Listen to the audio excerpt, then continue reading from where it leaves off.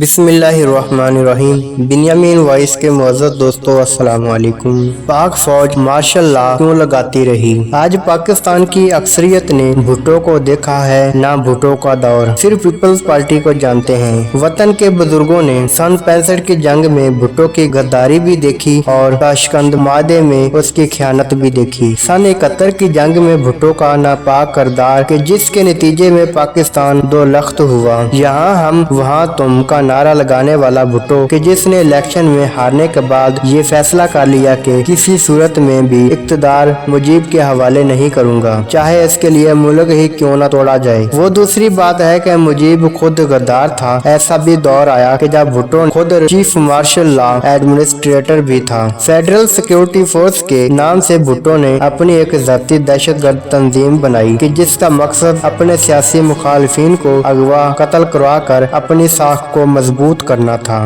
ہزاروں کی تعداد میں مخالفین کو پورے پاکستان سے اٹھایا جانے لگا۔ دہشت گردی کے مراکز میں عزتیں دی جاتی اور قتل کر کے لاشیں ویرانوں میں پھینکوا دی جاتی۔ اپنے بڑوں سے پوچھیں، انہوں نے آزاد کشمیر میں قائم دولائی کیمپ کا نام ضرور سنا ہوگا۔ یہ وہ بدنام زمانہ عقوبت خانہ تھا جہاں سینکڑوں کی تعداد میں بے گناہ لوگوں کو لا کر اذیت کا نشانہ بنایا جاتا۔ اسی فیڈرل سیکیورٹی فورسز نے مشہور وکیل احمد رضا قصوری کے والد کو قتل کرنے کے لیے لاہور میں ان پر حملہ کیا۔ یہی وہ قتل بعد میں بھٹو کی پھانسی کا باعث بھی بنا۔ فیڈرل سیکیورٹی فورس کے تمام افسران بھٹو کے خلاف گواہ بن گئے اور ان کی شہادتوں پر احمد رضا قصوری نے بھٹو کے خلاف مقدمہ لڑا اور سزائے موت دلوائی۔ احمد رضا قصوری آج بھی زندہ ہیں اور اسلام آباد کے مشہور وکیل ہیں۔ ان کے جسم میں آج بھی 2 گولیاں پوسٹ ہیں کہ جو بھٹو کے حکم پر فیڈرل سیکیورٹی فورسز کے دہشت گردوں نے ان پر چلائی تھی۔ لہٰذا اگر کوئی یہ کہتا ہے کہ بھٹو کا عدالتی قتل ہوا اور وہ بے گناہ تھا تو وہ صرف ایک فحش اور جھوٹ کا کلمہ ادا کرتا ہے جس کے ذریعے سادہ عوام کو بے وقوف بنایا جاتا ہے۔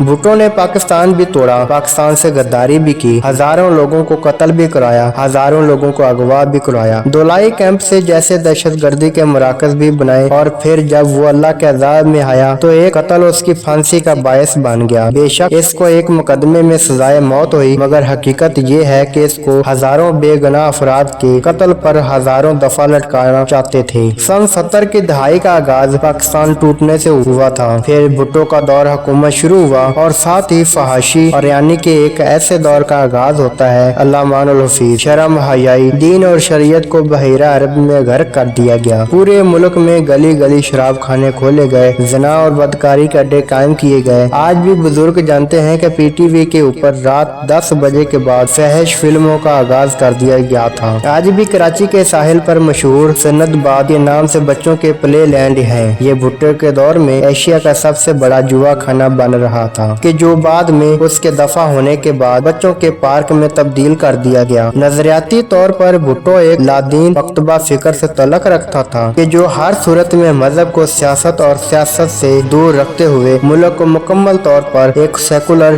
ریاست بنا رہا تھا۔ اس کا مشہور نعرہ تھا، اسلام ہمارا مذہب ہے، جمہوریت ہماری سیاست ہے اور سوشلزم ہماری معیشت۔ مگر حقیقت یہ ہے کہ اس دور میں نظریہ پاکستان اور اسلام کو مکمل طور پر دفن کر دیا گیا تھا اور ہمارے معاشرے کے ہر طبقے میں کرپشن، بدکاری، شراب اور زنا مکمل طور پر فروغ پا چکا تھا۔ ایک ایسی قوم کے جو چند سال پہلے ہی اللہ کے عذاب میں گرفتار ہو کر آدھے ملک سے ہاتھ دھو بیٹھی تھی، اب ایک عذاب سے نکل کر دوسرے عذاب میں گرفتار ہو چکی تھی۔ یہی وجہ تھی کہ 1970 میں جب بھٹو کے خلاف تحریک چلی تو اس کا نام نظام مصطفیٰ تحریک تھا۔ پوری قوم اس لادینیت، بے حیائی اور بے غیرتی کے خلاف اٹھ کھڑی ہوئی۔ اسی آخری دور میں کہ جب بھٹو کو اپنے اقتدار کی کرسی ڈوبتی نظر آئی تو اس کے عوام کے غم و غصے کو ٹھنڈا کرنے کے لیے شراب پر پابندی لگائی اور جمعے کی چھٹی کا اعلان کیا، ورنہ اس سے پہلے وہ اپنی مشہور تقریر میں پوری قوم کے سامنے اپنی شراب نوشی کا اقرار ان الفاظ میں کر چکا تھا کہ تھوڑی سی پیتا ہوں، کوئی زیادہ تو نہیں پیتا ہے۔ اپنے نظریات کی وجہ سے بھٹو نے پاکستان کی تمام تر صنعت کو مکمل طور پر تباہ کر دیا۔ یہ وہ وقت تھا کہ جب پاکستان میں بڑے بڑے کارخانے کام کر رہے تھے، جدید میلیں لگائی جا رہی تھی اور صنعتی اعتبار سے پاکستان بہت زیادہ ترقی کر رہا تھا۔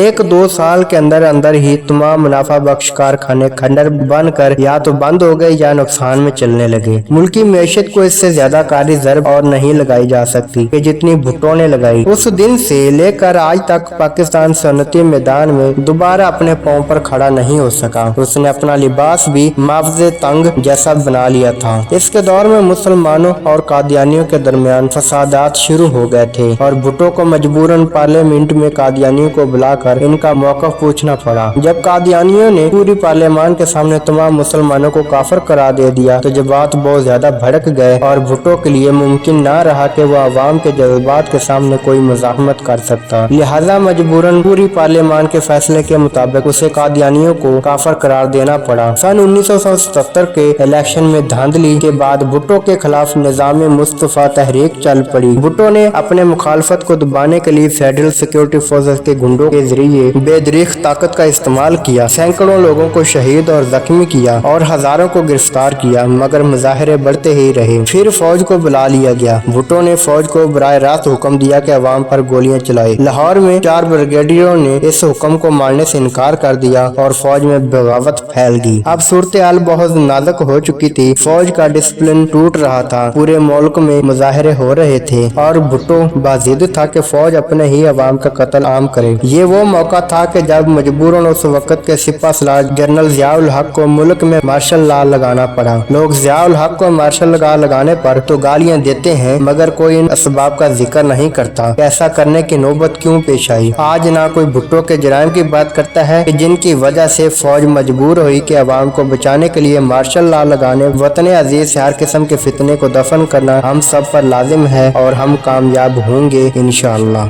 नाज़रीन, ये थी आज की कहानी। उम्मीद करता हूँ पसंद आई होगी। वीडियो पसंद आने की सूरत में दोस्तों के साथ जरूर शेयर करें और अगर आपने मेरा चैनल बिनियामीन वॉइस सब्सक्राइब नहीं किया तो सब्सक्राइब कर लें, साथ लगे बेल आइकन को जरूर प्रेस करें। अगली वीडियो में मिलते हैं, तब तक के लिए अल्लाह हाफिज।